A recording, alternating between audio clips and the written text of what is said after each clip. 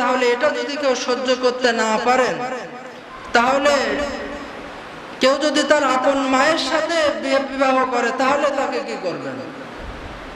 কোন সমাজ মেনে নেবে? কোন গ্রাম মেনে নেবে? তাহলে হাদিস, এবার হাদিস শোনেন, এটা তো শুনলেন, এবার হাদিস।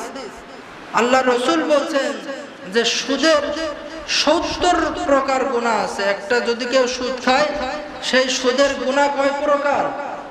70 প্রকার। এর মধ্যে সবথেকে ছোট গুনাহ, সবথেকে ছোট এবং সহজ গুনাহ হলো তার মায়ের সাথে জিনা করা, তার মায়ের সাথে। তাহলে এবার বলেন যে আপনার কিছুক্ষণ আগে কিন্তু সবাই বললেন যে কেউ যদি তার আপন বোনকে বিবাহ করে তাকে সমাজের মধ্যে রাখবেন না। মায়ের সাথে তো প্রশ্নই আসে না।